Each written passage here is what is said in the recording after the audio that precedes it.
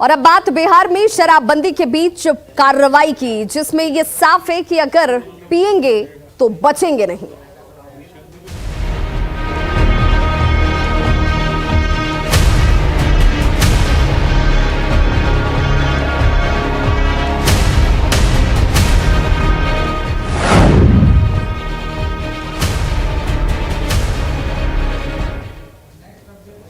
तो मुख्यमंत्री की समीक्षा बैठक के बाद शराब के खिलाफ लगातार कार्रवाई तेज हो गई है। पटना में 2 दिनों के अंदर 147 जगहों पर देखिए, समीक्षा बैठक के बाद शराब के खिलाफ बड़ी कार्रवाई लगातार होती हुई पटना में 2 दिनों की बात करें तो 147 जगहों पर छापेमारी की गई। 2 दिनों में 110 से ज्यादा लोगों को गिरफ्तार भी किया गया है और लगातार ये कार्रवाई जो है इस वक्त होती हुई, जिनमें इंजीनियर, डॉक्टर और सरकारी जो कर्मचारी हैं उनके ऊपर भी ये कार्रवाई हो रही है। शराबबंदी के मामले में 100 से अधिक केस अब तक दर्ज किए जा चुके हैं और 2 दिनों के अंदर सिर्फ 110 से ज्यादा लोगों को गिरफ्तार किया गया है, जिसमें होटल मालिक, मैनेजर, डिलीवरी बॉय पर कार्रवाई की गई है।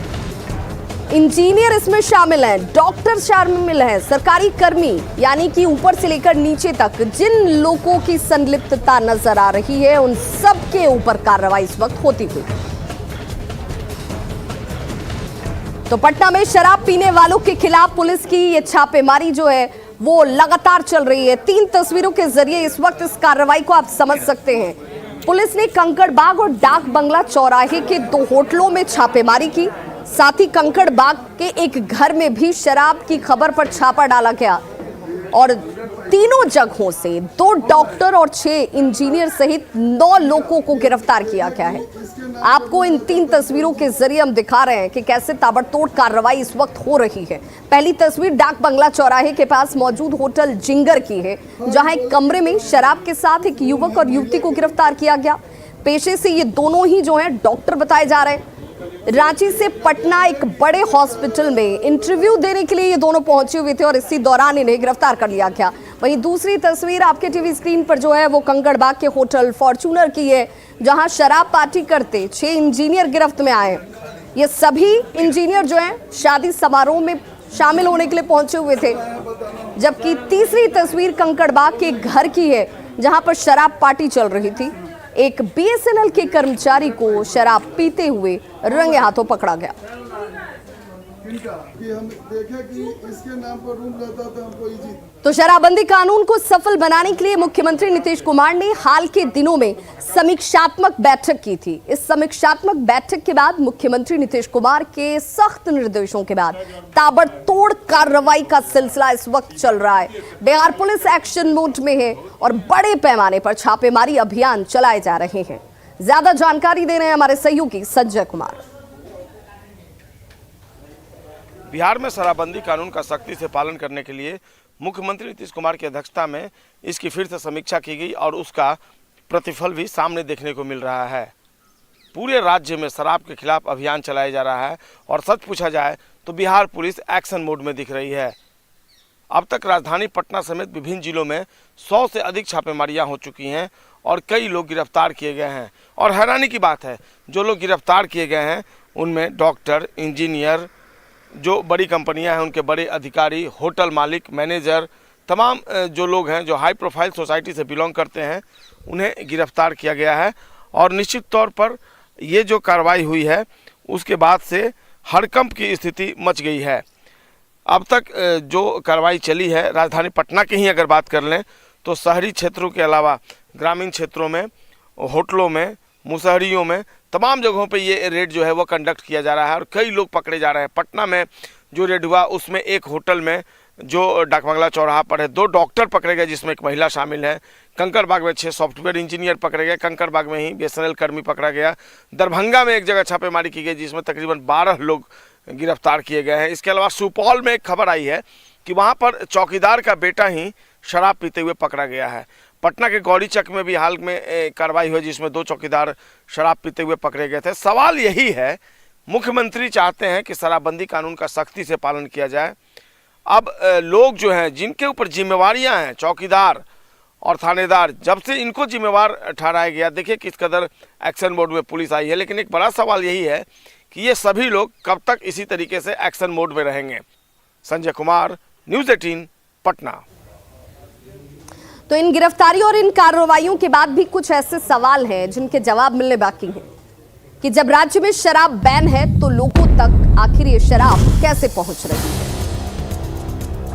क्योंकि राज्य में पूर्ण शराबबंदी लागू है। इसे लेकर समीक्षा हुई, समीक्षा के बाद कार्रवाई भी हो रही है, लेकिन शराबबंदी के बीच भी शराब आखिर पहुंच कैसे रही है? नशेड़ियों तक शराब पहुंचाने में कौन मददगार है?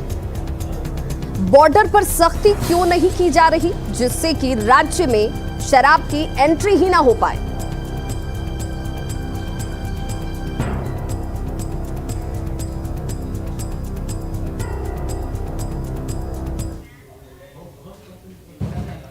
तो अब इस सवाल का जवाब मिलना बाकी है कि कैसे लोगों तक शराब पहुंच रही है और तभी कार्रवाई में शराब की बरामदगी भी हो रही है।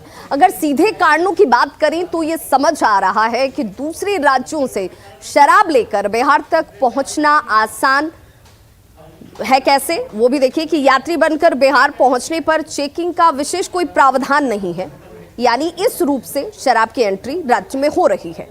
बॉर्डर इलाके में गाड़ियों से तस्करी के जरिए भी आसानी से एंट्री जो है की जा रही है। अवैध देसी शराब की बात करें तो कई ऐसे अड्डे अब भी बिहार में चल रहे हैं जिनके ऊपर कार्रवाई होनी अभी बाकी है। स्थानीय प्रशासन की मिली भगत से भी शराब पहुंचना मिलना आसान नजर आता है और ये तमाम कार्रवाइयां कब तक सुनिश्चित होती हैं, ऐसे लोगों तक कब तक दबिश होती है, ये बेहद महत्वपूर्ण है। और इसी वजह से शराब के मिलने पर सवाल इस वक्त खड़े हो रहे हैं कि आखिर शराब राज्य में पहुंच कैसे रही। हमारे सहयोगी संजय हमारे साथ इस वक्त लाइव जुड़ गए हैं पटना से। संजय, सख्ती नजर आती है, कार्रवाई नजर आती है, ताबड़तोड़ गिरफ्तारियां भी हो रही हैं, बरामदगी भी हो रही है, लेकिन इन सब के बीच बड़ा सवाल ये कि आखिर ये शराब पहुंच कैसे रही है?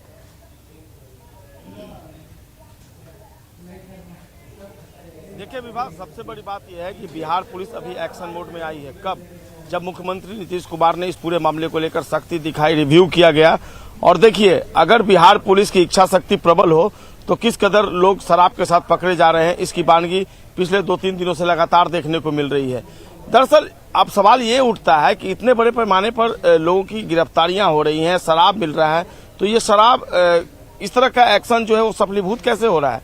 दरअसल ये कहीं ना कहीं पुलिस विभाग की शिथिलता का ही परिणाम है कि इतने लोग एक साथ पकड़े जा रहे हैं। उन्हें लग रहा है कि अभी पहले की तरह का माहौल है, पुलिस आएगी, रेड नहीं करेगी, ना हम पकड़े जाएंगे। कहीं ना कहीं जो एक कॉन्नाइवेंस है उनका लोगों को उस पर अब भी यकीन है और यही कारण है कि अब भी काफी मात्रा में लोगों की गिरफ्तारियां हो रही है संख्या में और शराब भी पकड़े जा रहे हैं। जब तक police department strong will power नहीं दिखाएगा तब तक इस तरह के हालात बने रहेंगे। लेकिन देखिए, जैसे ही थानेदार को जिम्मेवार ठहरा दिया गया, जैसे ही चौकीदार को जिम्मेवार ठहरा दिया गया, हर जगह ऑपरेशन मोड में पुलिस आई है। हर थाना क्षेत्र में, राजधानी पटना में नहीं, सुदूर जिलों की भी बात कर लीजिए, हर जगह छापेमारी चल रही है।